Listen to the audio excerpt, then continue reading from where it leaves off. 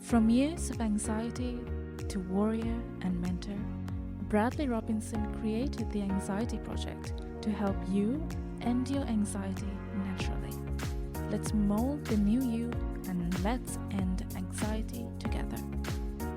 Hello and welcome to episode 219 of the Anxiety Project podcast.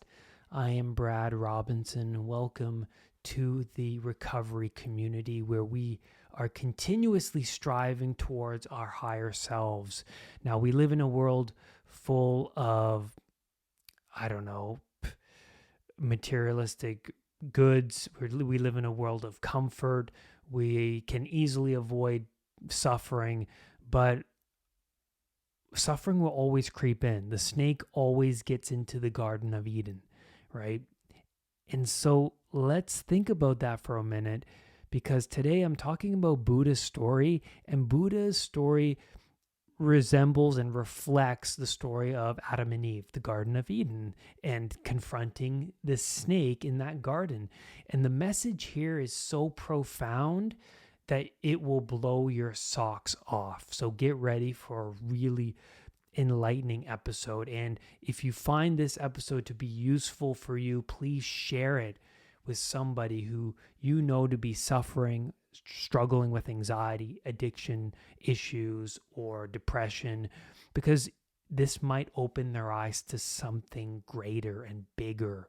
That's what we need in this age. When we're suffering and we're stuck there, sometimes we need a shift in perspective. I say sometimes, it's necessary. It's necessary. We need a shift because we can remain in that suffering and feeling like there is no way out, feeling like we are trapped in a corner.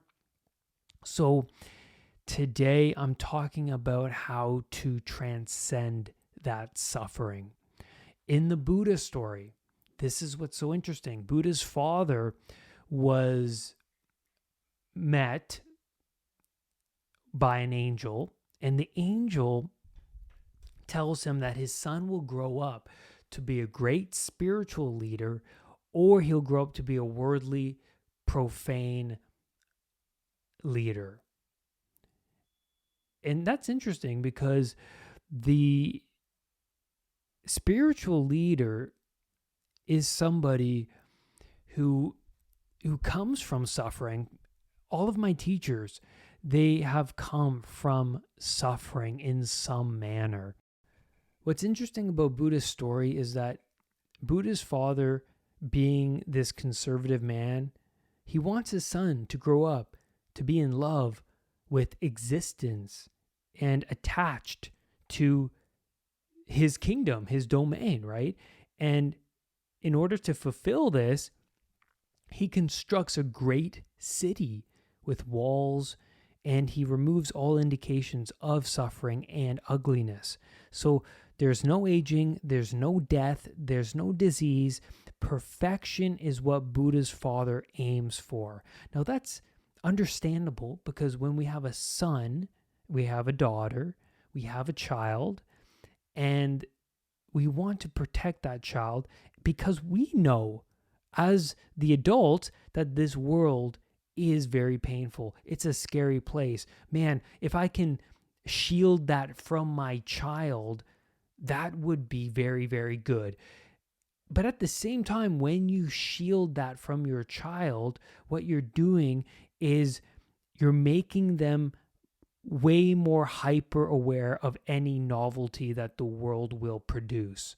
So if they ever come into contact with some sort of snake, with some sort of malevolent predator, age, decay, the tragedies life inevitably presents itself, then, well, if you're protected and you come into contact with that, what happens? You're overly sensitive to it because you haven't been building up your competence upon these inevitable forces. So I like this story because it's archetypal, because a good father, they want their child to fall in love with life because, well, they had to deal with their own harsh tragedies. And they think, well, I don't want any child of mine to have to deal with what I went through. Buddha grows up in this city with everything he could ask for. So much material pleasure and yet so empty of satisfaction. But like any human, when life becomes so orderly, we tend to do something, even unconsciously, destructive. And I think it's mostly unconsciously. We do something destructive because we're feeling that uneasiness. We're feeling that boredom, right? The pain and the suffering of that. And we want something interesting to happen. If we are too orderly, that's understandable. We are novelty-seeking creatures. We see that in the walled garden, in the Adam and Eve story, the snake always finds a way in, and we can't help but interact with it. That's very interesting. So in this walled paradise, there's this snake that gets in. So the snake resembles death, it resembles decay, it resembles threat, because we were evolved around threat. So even though we're in a walled garden, the story presents that even well protected, you can't help but come into contact with some sort of threat, no matter what, no matter how high you build those walls. Because even in those walls, you're still going to age, you're still going to experience disease, you're still going to experience death and any pain. Because even boredom, like in the Buddha story, even boredom and having everything you could ask for leads to pain.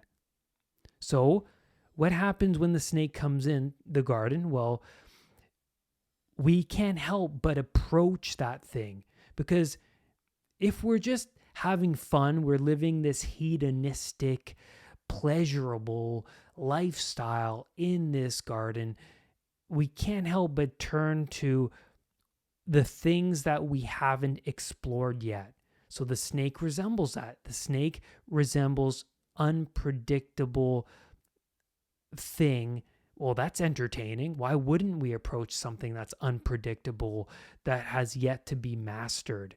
So we go and approach it. So what happens in the Buddha story, Buddha gets everything he asks for. The kingdom he's living in becomes so habitual and mastered. He then looks beyond the walls.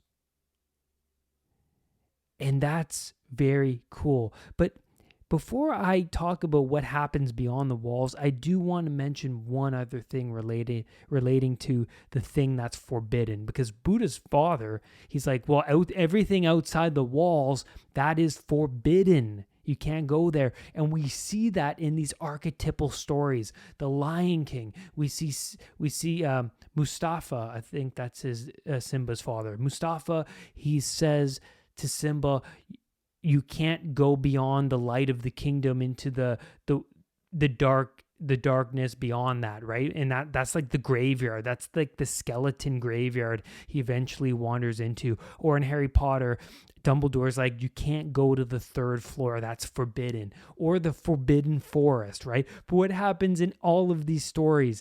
The students, the children, they always go into those forbidden places, because that's who we are as human beings. We always venture off into those places that, if we're told not to go there, man, we're gonna go there. It's just that's what we do. And we see that in the Adam and Eve story. God says, don't eat the apple. And what do? We eat the apple. We always go beyond those limits. And if you tell somebody not to do something, they're just going to want to do it even more. So that's really important too. What we haven't got is far more compelling than what we already have. So beyond the walls, Buddha goes. He encounters the reality of existence, the suffering he was shielded from. So during a parade orchestrated by his father, and his father orchestrated this interesting parade where he included nobody but happy, healthy young people. But within that crowd of people, Buddha sees this sick man in the crowd. And so there it is. There's that anomaly. He's hyper aware to any of that novelty. So yeah, the sick man doesn't fit. So he's so disenchanted from this sight. Buddha runs back into the castle walls and he ruminates over this sight for months. His curiosity pulls him back outside the walls again, and then God sends out an old man within the crowd. And so then, amidst this perfection, Buddha witnesses age. And so, being shocked by this, Buddha asks one of his men, "What's the deal with that man? He is not like the rest." And the man explains that he is an aged man and that this is inevitable for all humanity. So Buddha, his self-consciousness, it's expanding to the point where he can no longer go back into his naive, unconscious, past self. Once you experience the snake in the garden, man, how can you be unconscious after that? And that's partly why women are more self-conscious than men, because they bear children and they have to be so damn self-conscious of the environment and of protecting that child more than a man would. But men, you see this nowadays, become so self-conscious when they're rejected by women, and women help men become more self-conscious, right? But partly because of that rejection, but partly because women are just way more self-conscious altogether. So think of it also like this: the horrors of reality, or reality itself, the reality of existence, that cannot be forgotten once you come into contact with that. And I experienced that with my health anxiety. First thing, when I used to cheat, right? I was a cheater. I was a liar. I did many things I regretted. But when I would do something I couldn't believe I did, like cheat, I came into contact with my shadow. And that was a terrifying experience. I was coming into contact with something that I did not know existed. It was like the threat within me. It was like the snake in my own heart. And that shocked me to my core, because I was a naive, unconscious kid in a bubble. And when I came into contact with that, and then that resulted in health anxiety, and then coming to contact with health concerns, that expanded my consciousness even more. Because here's the thing: when pain and suffering kept progressing in my life, I had no choice but to find the solutions to that suffering, because they weren't going away. And I wasn't able to go back into unconsciousness, because at this point, weed, alcohol, materialistic goods, or reassurance seeking, these strategies, they did not resolve the problem. So by being more self-conscious, that made me step outside of my pain and suffering, what was most familiar, to find answers in the dark that my parents couldn't provide me, that these strategies weren't providing me. And that's the thing, right? Once you come into contact with this pain and suffering, there's no going back to unconsciousness, because the unconsciousness ways of living, those aren't going to solve the reality of existence. That is so true. So, back to the story. Buddha then sees for the third time, when he goes beyond the walls, he sees a dead body.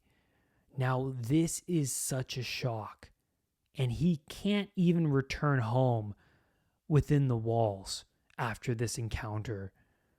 So there is no return to unconsciousness because his consciousness has expanded to such a great degree, there is no going back, like I just talked about earlier. Now, anything that is offered to him from his father at this point is completely unsatisfactory. And then he leaves the kingdom. That's what happens when you grow up. What your family can do for you is no longer sufficient and necessary for you.